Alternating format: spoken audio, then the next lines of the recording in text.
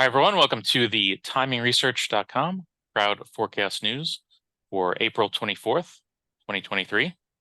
And we are actually pre-recording this on Friday because by the time you hear this, I will be in Las Vegas for the Traders Expo.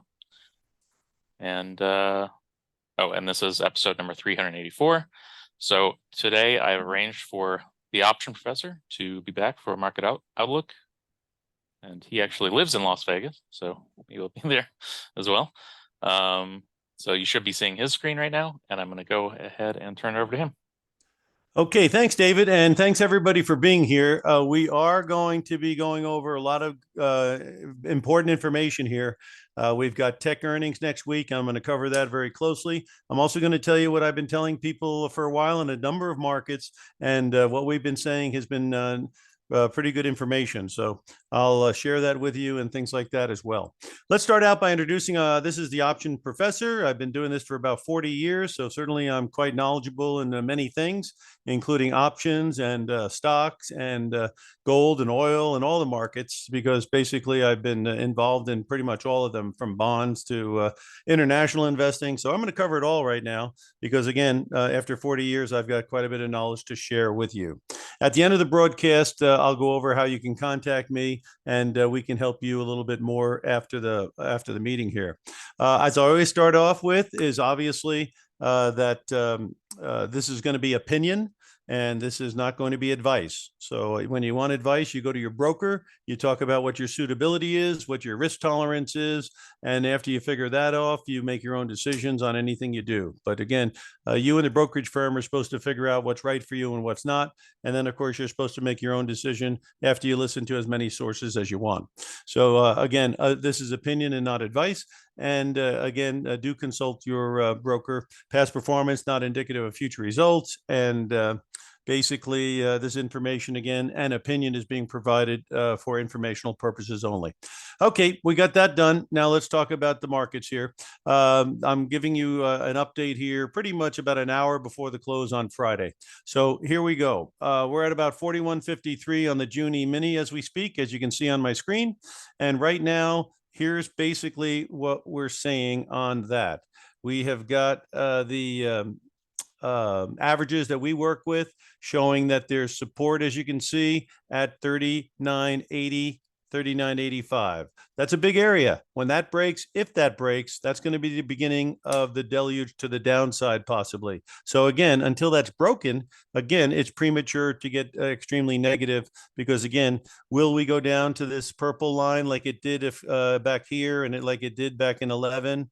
I think it is possible. The way it is possible to go down that far later in the year is obviously we go into a recession and earnings dry up. If that were to happen, you're obviously going to break 39.80. That'll be your first warning. It'll break 3,800. That'll be your second warning. And for the hard of hearing, it'll break 3,600, and then it could go down towards the 3,000, 3,200. Now, what would make it go down to that neighborhood, 3,000, 3,400? Strictly an earnings drop. So if you get $2 a share, $2 of earnings on the S&P 500, I'm helping you with some math here, and say the PE ratio contracts. It's now at the 18-19 area, which is high. Tech is even higher. And if it were to contract to a normal 15-16 or 15-17, you take your $2 of earnings. Again, they're supposed to come in at 230. They're already dropping. So again, if you go into a recession, they would drop even further. And so basically $2 times 15, that gives you 3,000 on the S&P, or $2 times 17 gives you 3,400. So that's where these people who are thinking it might drop are coming from, that the earnings will drop and the multiplier will drop, and bingo, that's how you get to that number. But like I say, according to our work, it's not time to panic then. It's time to possibly load the wagon. So we'll be watching that closely for our people. And if you want to be part of our people at the end of the broadcast, you can clearly get a hold of me and we'll get you on the queue. So that's the story here. Now on the upside, this green line has been very, this moving average has been very good. Back in February, the moving average was at 4,200. It went to 4,208 and peaked through it, and it failed. Recently here, the moving average was at 4,206. The high was 4,198. couldn't even break through. And now it's back down to 41.51. So again, we break through 4,200. I think the most logical thing would be is a 61% correction of the drop. So you take your, I'm using rough math, 4,800 minus 3,500 gives you 1,300 S&P points. Can you see that? 48 down to 35. Now you take 61.8% of that and you get about 803 points. 3,500 plus 803 takes you into that 4,300, 4,350 range. That also corresponds to the high point we had in August, which was 4,327. So you see there's a lot of, shall we say, neighborhood between 4,300 and 4,500, 4,350. Now, if it gets through there, obviously change your compass, because things are totally different. And it could get through there for all we know. One thing I've learned over 40 years is what you don't do is get inflexible, because that's how you lose a lot of money. So the bottom line is right now, my belief system says 4,200, 4,350, 4,300 is the best case scenario. And then, of course, if it breaks 3,980 and then 3,800, you could go down as much as 20%. So again, how interesting is the market that has a 1 or 5% upside and a 20% downside? That's what makes treasury bills look so attractive, because they give you 5% or better, and you know when your money's coming back, and you know exactly what you're going to earn. That's not the worst thing in the world for some of your money, and I'm definitely a proponent of that. Okay, so anyway, that's what that looks like. On a 5-year basis, again, all these moving averages are under the market, but look where they come in. They come in right in that 39.60, 39.70, 39.80 area. And then, of course, you're down in the support area of 40.63 and 40.16. Okay. Now, if you break above this area here, and this RSI, which is at 56, goes into the 60s and starts accelerating, again, you don't know where it would stop. So again, that's why you have to be flexible. But right now, the way things look, it is trying to roll over as we speak. You see this red line here, it's still pointing up. So it's playing tug of war with the 1 year, right? On the 1 year graph. And that comes in at 41.52. Do you notice that's where we're trading? So it's going to have a tug of war here at 41.50 area. If it breaks under here, look, there's a little bit of a vacuum here. This is called an air pocket. That air pocket takes you down to 40.50. These numbers are similar on different time frames. So that's very important as well. So again, if we can stay above 41.50, then the bulls are still have a good shot. If we start breaking under this level and open up this air pocket, that's when Rome is starting to burn. A lot of support again, 39.80, 40.50. Those are key numbers. And as long as we can stay above those two numbers, again, it's still a constructive market. Again, this idea of recession may very well be delayed, I mean, I'm very well aware everyone has jobs out there. I'm very well aware that if you have savings, you've had a 500% increase in your rate of return, because it used to pay nothing or 1%. Now it's paying 5% on T-bills. Now, if you have a lot of savings, that's a big jump in your cash flow. Also, Social Security people, they got a raise. So there's cash flow all over the place, and people like to spend money. And again, that's why the services number is hanging in there quite well. And that's why some of the entertainment stocks like casinos are continuing to do very, very well. And also the real estate builders have been doing very, very well, because people are not being dissuaded by a 6% mortgage. And also they have a lot of cash. So a lot of people are paying cash for these new houses. So again, you don't want to get too bearish when there's no definite evidence of bearishness. Right now, we have a stall at 4,200. That's all you got. And we have a tug of war around 41.50. That's what you've got. You got a very low VIX. VIX went into a 16 handle. That's an awful lot of complacency for so much things that are coming up ahead. So we'll have to see if that complacency brings capital in, because big money, when they buy stocks, don't want to buy into it when the VIX is at 25 or 35, because that's way too much volatility for their capital.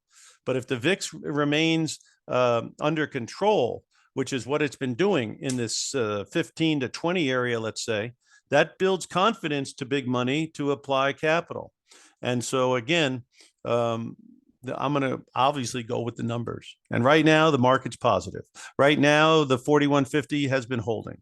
Right now, the 4050 and 3980, 3960 have been holding. So you don't want to get major league bearish with no price evidence. That's when you're doing crystal ball. And when you do crystal ball, you're destined to eat the ground glass. That's an old adage.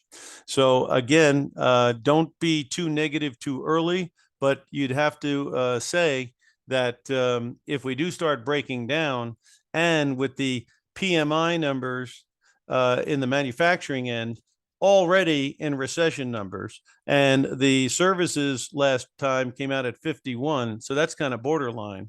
It wouldn't take too much for this thing to roll over. Now they're expecting money and credit to tighten during the second half because of the banks, the regional banks that do a lot of lending. They have got to watch their balance sheet now, and they may pull back on their lending. And that could be problematic for the economy. And if that tightens money and credit and slows down demand, then you get a hit on your earnings, and then you get your whack in the stocks. But if they keep spending at a fast pace, Lord knows we don't. Everyone's saying one more hike, one more hike. Let me tell you about that. There's no evidence of just one more hike. There's no evidence of that other than the market has discounted all these cuts by the end of the year. Well, how many times have the markets been wrong? Weren't they buying the S&P at 4,800 in 2021? How right was that? And didn't they sell at 3,500 last August when it looked bad? So the market isn't always right. So I think when people say the market is discounting these cuts and they're going to happen, I think that is a little bit aggressive. I'd rather wait for the Fed to start actually doing that than to worry about it, because a 5% handle on inflation, which is where we are, and really it's 5.6 because that's what core is, and core actually went up, and unemployment actually went down to 3.5. That's not the environment to kill demand, in my view. So the bottom line is I think you got to remain flexible and do not just try to predict everything before you have any evidence that something might be occurring. We do know that the economy on manufacturing has slowed down, but why wouldn't it? These guys overloaded their inventories. Their inventories were coming out of their ears. You don't need to manufacture as much when the inventories are coming out of your ears, right? In fact, inventories are so strong. You had Tesla until today cutting prices like 6 times. You don't cut 6 times if your inventory is tight, and you don't cut 6 times if your demand is going through the roof. So obviously, like I say, the manufacturing side being weak is of no surprise to anybody. The services, getting that to break, that's a fever that's going to be a little rougher. So anyway, that's the story on the stock market as far as that's concerned. Now, we have favored tech over value since last year, November, December timeframe. And that's been a great call, because obviously we've had big moves up in tech, as you can see here from QQQ, from January. Look, you've gone from 260 to 320. So obviously that is much bigger move than the S&P has made. But the problem is this relationship going to change? Well, if the rates keep going higher and they pinch these people on their margins, which obviously we just saw Tesla's margins get hit. If they start pressing these other tech firms that we hear from next week on their margins, that could be the shot that hurt around the world. So the bottom line here is on QQQ is similar to the S&P. It's underneath the red line, which comes in at 318 ballpark area.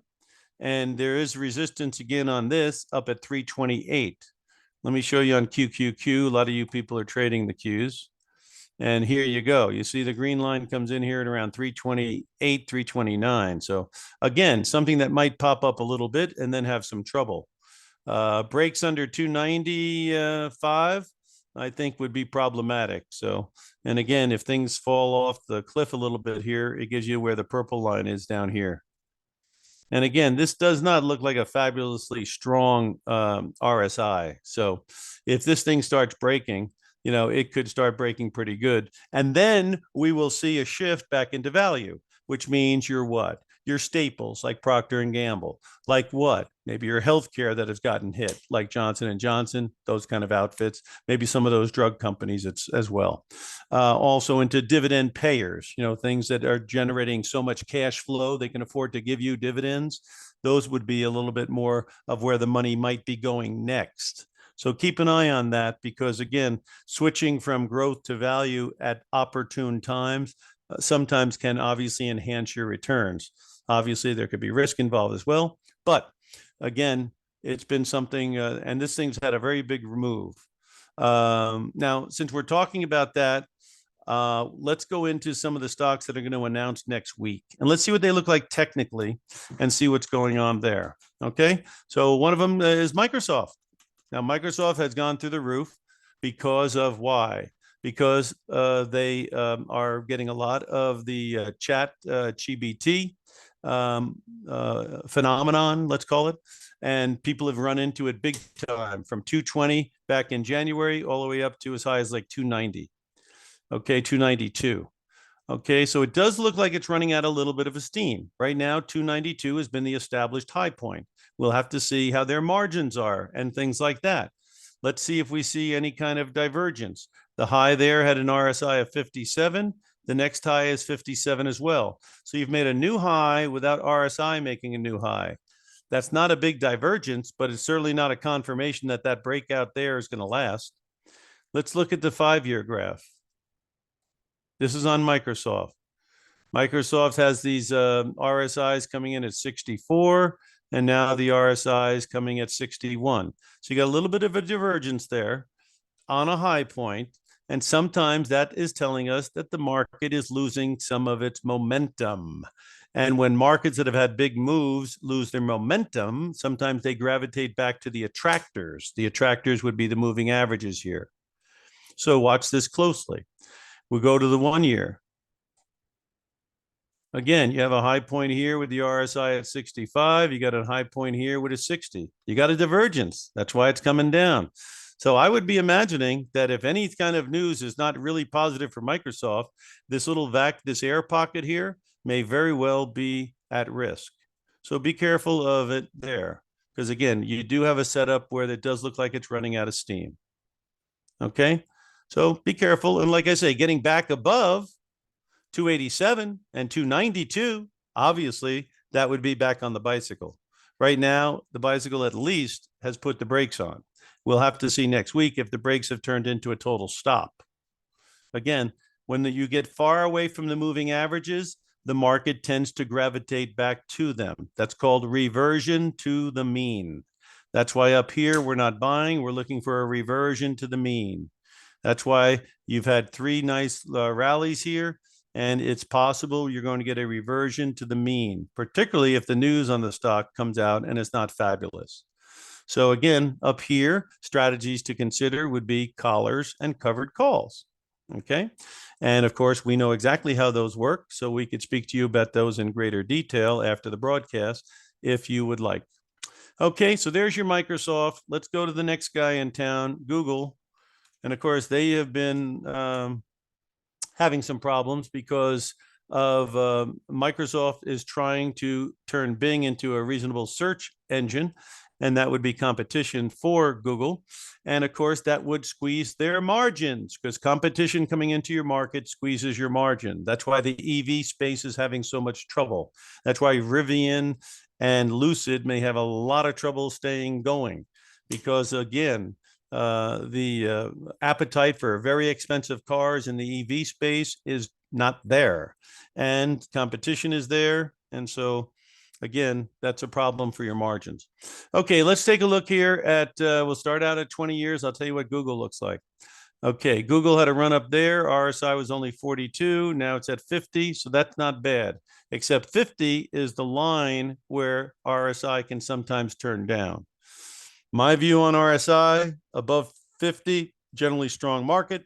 Under 50, generally weak market. Goes through 60 on its way to 70. That's the acceleration phase to the upside. Goes through 40, down towards 30. That's your acceleration phase to the downside. That's how I view the RSI. And then, of course, I view it as a divergent indicator as well of exhaustion on either way. Again, let's take a look at if there's any evidence of diversion here. You got RSI at 74, and then you got RSI at 66. What happens? Bam, to the downside. How about down here? You got RSI at 45, and then you got it at 46. Over here, you had it at 40. So you have that low there at 40 RSI. You go to that low there, you got 46. That's divergence. That means the selling's drying up, and bam, to the upside. How about up here? What do we got? Got okay, so we don't have a divergence on that yet. We do have RSI right at the level where it sometimes turns down from. Okay, let's turn towards the 5-year. Okay, oh, let's look at one other thing on this. If we can get above these areas, the green line's up here at 118. So the target would be somewhere around 120 if it can get back above the number of 108. So that's the way we would view Google right now. On the 5-year graph, what do you got?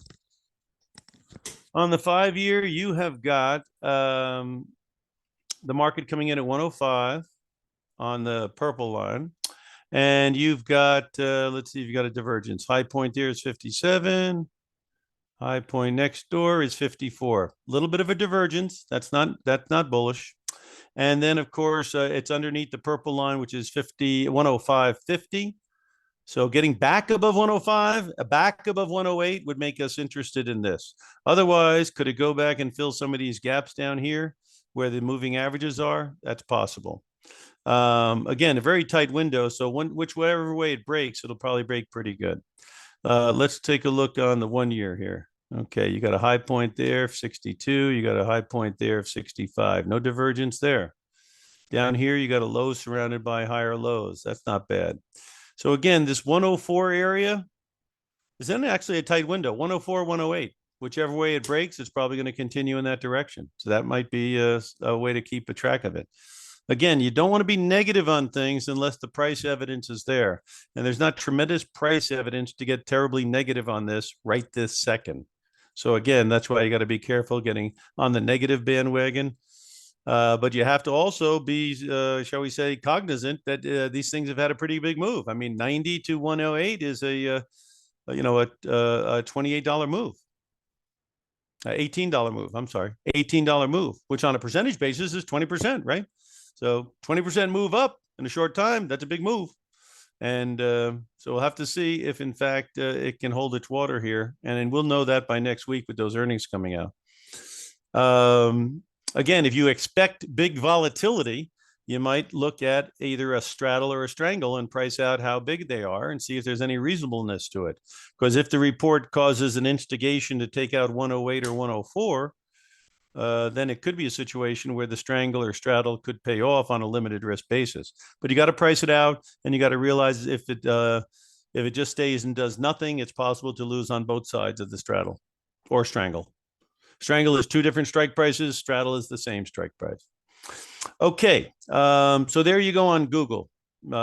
Big move up, tight little window, 106, 108, you're on your way, 104, 102, it could pull back further. And on the 20-year graph, worst case scenario would be 70, and that's if we go into a recession.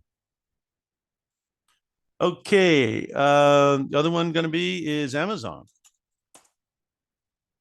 Now, like Google and Amazon, they've got nailed since the top, so there's no question about that. Not like not Microsoft as much, but these guys, I mean, that's a big drop, 190 down to 80. Again, this is the time where you take your shot against the purple line. Also, you had a divergence here. You have a low there at what? RSI of 34. Look what it is after the next one, 39. You got a divergence there. Then it gets back above the purple. That's why you play it for a bounce. But it's having a hell of a time getting above the 1-year, isn't it? And the 1-year comes in where? Comes in at 130, 107, 107.70. So it's really right on it. Right on it. That's why it's having a tug of war, not unlike the S&P at 153. So we'll have to see which way, who wins this arm wrestling match. There's a lot of gap up here. So again, that's why I'm saying you cannot get too bearish. If this thing starts taking off, there is room to move to get back towards where these moving averages are. Because again, when you get this far away from the averages, they tend to revert back to the averages. Okay. So there is a upside potential to this thing, especially if it gets through this 108 area. Okay, so keep an eye on it. But the RSI still looks lousy. Let's take a look at the rest of it. Again, you got potential, like I said, up to the 120 neighborhood, 118, 120. There it is right there again. And then you don't want it underneath the 102, 104. And then, of course, if it breaks under this number, which is 99, that would be really bad. But the RSI looks like it's trying to point up. So, be aware that you do have some real estate up top that you could get a run at. Not unlike you got back in June of last year when it ran from 100 all the way up to 140. So this could easily go from 80 up to 120. That's another $40 move type thing, right? But again, this earnings coming out will be a big key. So keep an eye on that. Again, that's how I'm seeing it. And obviously, it looks like it's on its way here, but it looked like it was on its way over here too, only to fall, right? So let's see if the 1 month tells us anything. 1 month on Amazon still looks pretty good, but what do you got there? 69 is that high, and over here, 67. So you're getting a bit of a divergence up here at the high point, and you're getting pretty far away from the averages. And again, so there is a possibility on a short-term basis it pull back. Again, but this 107, 108 is real key. We'll have to see how this next week works. Gets above that neighborhood, you see there's a good $12 pocket on the upside. And again, all the averages here on the longer term stuff let you know that going back under 100 is not off the cards if you start breaking under the other. Getting under 100, if it breaks, that's something to be watching. But again, does look pretty positive, so I don't want to be negative before the fact. I mean, I like price evidence showing me that being negative makes sense. And right now, it doesn't make a lot of sense on this one because it's not under 102, 104. In fact, it's on the verge of possibly taking out 108 and going on a run. So be flexible is my point. Okay, you got Amazon, you got Microsoft, you got Google. What about Meta? Now, Meta's been going nuts because people are just waiting for what? They're waiting for TikTok to be outlawed, and then everybody's going to run to Meta. That's the plan, but so far, not happening. So let's take a look at Meta on a 5-year basis because it doesn't really go back 20 years. And let's see what's going on up here. You got RSI at 70. You got an RSI next to it at 66. There's your divergence. Divergence means there's a possibility of it dropping. Now, RSI is already rolling over, as you can see. Okay. Now, and there's a lot of real estate between what? The price and the moving averages. So this one would be very vulnerable if it came out with bad news because, again, it's extended off the averages. Let's take a look at the 1 year. Okay, on the 1 year here, it's underneath the red line like many of them are, but they're not, the red line's not really pointing down. You see, when the red line's pointing down, the 1 year, that's when you really get the good move. You see, this was barely pointing down for just a little bit and then right back on the bicycle. So if this thing is going to be negative, we want to get some closes consistently under what? Under the red line, which comes in at 215.83. So 216. Keep it under 216 and the red line will start pointing down. Get it under 210 and then 200, and that'll open the door for a more significant drop. There is a gap here, guys. Gaps get filled. So I'm not talking a story here. If this thing does start rolling over, the other thing that'd be very concerning if I own this is this. You see this high point here? 83 is the RSI. You see this big, huge new move? RSI is at 67. That's a huge divergence, and it's screaming in my ear. In fact, I want it to shut up. It's screaming so loud that this thing is running out of steam, and this rally here may be a Fugazi rally, which means it's a false rally. We'll find out. But bottom line right now, that's not a good situation because you got a gap going down there. You got a divergence on the RSIs. You got it underneath the moving average. So obviously, if you had a gun to your head, you'd be playing it from the downside until it got above 216 and 220. That's what I would say. Again, these are all my opinions and observations. You can make your own. All right. Now we have one last horse to run, and that is the lovely Apple, who just opened up an Apple store in India. And then I saw a demographic announcement where India created 22 million or 23 million new lives in last year, which means there's 22, 23 more Indian people running around than there was a year ago. That is a tremendous jump in population. And of course, they are now ahead of China on population. So that's a lot of guys that Modi better find a job for, right?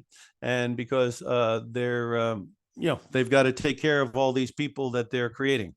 But it also means there could be a lot of people who buy Apple, I guess. And so that's why they're over there trying to open a store and get it going. Obviously, it could be a tremendous growth machine, unless, of course, pirating comes in and other things that happen in foreign countries that don't have strong regulations.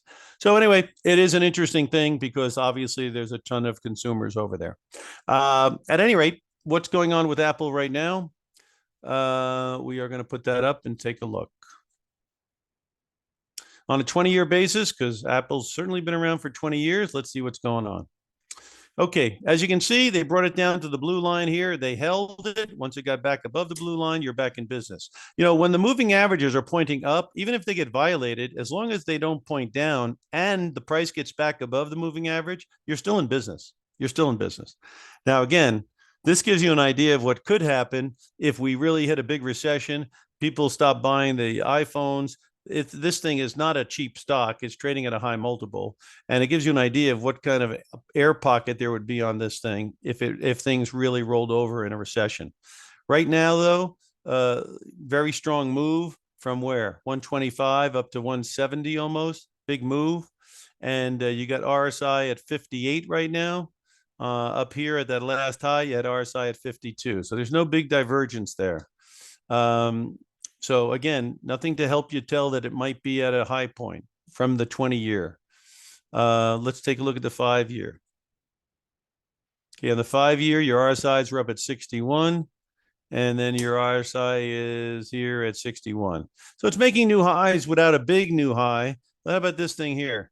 That's 61. So 61 on RSI has been a period where you can get to a high point.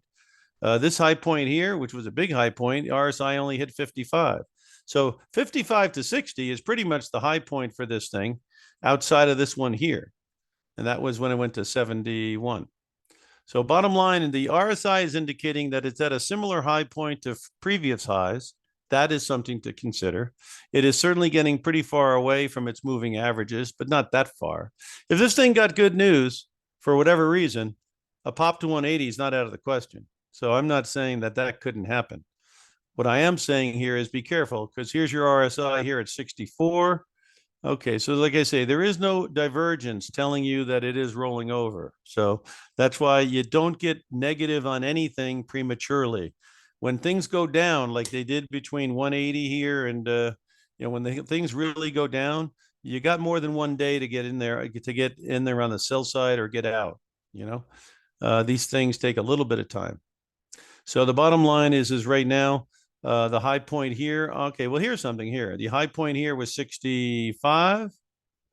Then the high point here is 64. And the high point up here is 66. So you are making quite a bit of new highs here. And here you got 74. So all of this stuff has been made on lower relative strength than the high that was made in February. Again, that is not positive in my view. That is an exhaustion type thing.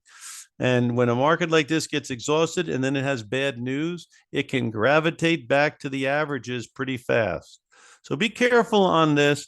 Again, staying above the red line, which is at 164, 162, 158. Those are your big numbers, particularly 162 and 164. If they do break because of the relative strength drying up a bit, indicating exhaustion, the drop can be rather can be substantial. So be careful of it up here. Again, when you get up here and you're concerned about the movement, some of the things we talk about is replacement trades, where you get out of stock and replace it with call spreads, or we talk about selling calls and buying puts. And in our 1-hour session, we go over that in great detail. All right, guys, I got to go over a couple things real fast for you, because these other two markets, every Tom, Dick, and Harry's out there telling you to buy into. Let's look at crude and energy, which obviously everybody thinks is going to go through the roof. Let's see about that. Again, our position has been if it can't get through the green line and the red line here, which is 84 and 88, you're not going up to 100. So it came up to 88, 84, right? You see the 83.53, and now it's in the 70s. Okay. Now, if you were to get back under these lows, this is where we got very positive 64, 66, because it was right against the purple line. And we were positive. And of course, we took, we thought the oil shares were good there, and we got a nice big pop. But now that pop is stalled out because, again, you're looking at it. Okay. So, again, your lines in the sand are 66 to 70 on the downside, 84, 88 on the upside. Whichever way it breaks is going to tell you the next big tail on energy. So be careful out there, loading up the wagon that you think energy's got to go up in the summertime. If it's going to go up in the summertime, it's got to get through 84. And so far, it hadn't been able to do that. So there's a caveat emptor. The other one here is in gold. Every Tom, Dick, and Harry is jumping into gold. And we did a very good idea this week by selling gold because we didn't think it's going to get through 2050 and 2100. And obviously we were correct. Why didn't we think that? Well, because of right up here, it gave us a sell signal at 2060. And the moving average has been essentially dropping the entire time with a couple of little burps. On the 1 year, again, it's dropped underneath 2020. Once that happened, that gave us a second sell signal. Again, let's look at it on a 20-year basis. Because again, what we've told people is this: 1800 was a load the wagon. You'll see in a second. Okay, 1800 was a load the wagon. Gosh, hold on a second. They keep throwing me around here. Boy, we're back to here.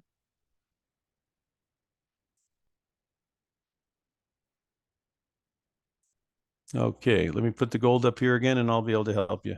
Then I got to sign off. Okay, so let me just give this to you fast.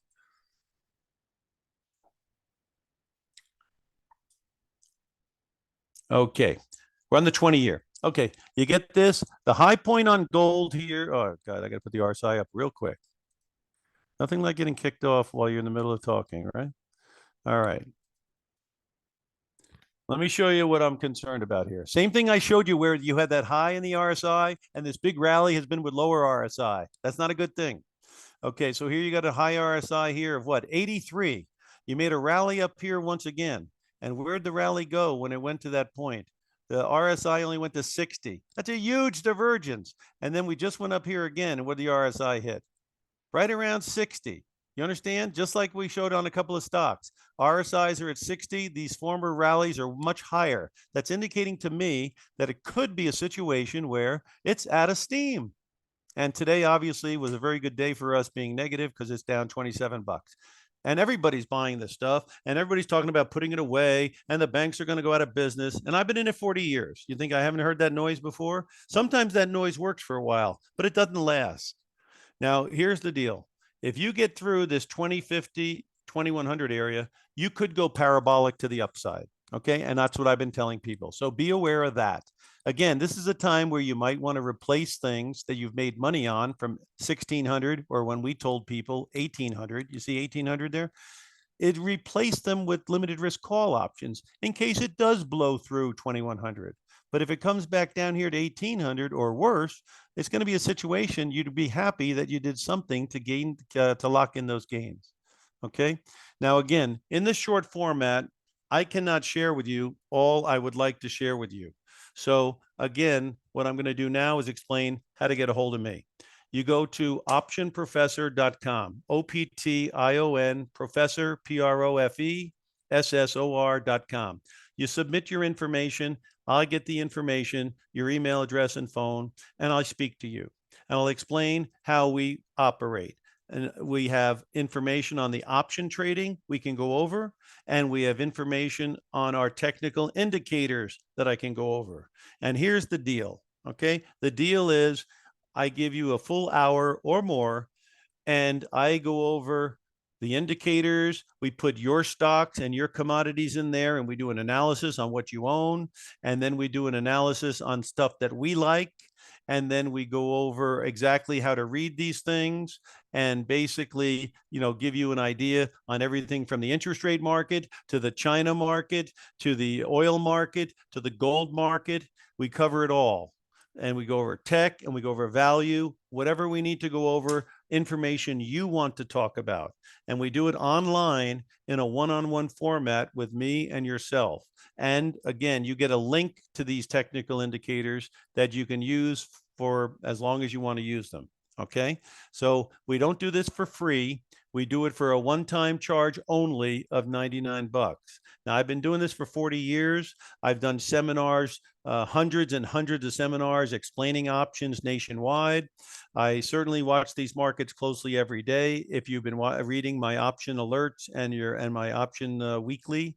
So I certainly have a lot of knowledge to share with you. And again, I have a methodology that I truly believe in that I think would be helpful as part of your research. And again, at $99, people pay by credit card. We immediately send out a receipt. We immediately send out the links and the PDF reports. And then we set up a good time for our 1-hour meeting. And believe me, in most cases, if not all, you are more intelligent on the other side of our session. And at $99, obviously that is a ridiculously low rate to have this information come your way. So if you'd like, put in your information, optionprofessor.com. We will discuss it with you. We will talk about things you want to talk about, and I'll share with you all my knowledge and experience that I can. Okay. All right. This is the Option Professor, and it has been very good to be with you. Have a good day. Have a good week. We've got a lot of information ahead of us. Earnings season is really just kicking off, and it's going to be very exciting. Again, learning more about options, learning more about how we operate with our technical indicators, I think is of good value. So do, again, put your information in, and you can expect a call from us. Okay. Great day, everybody. And thanks for being here today. Until next time, good day.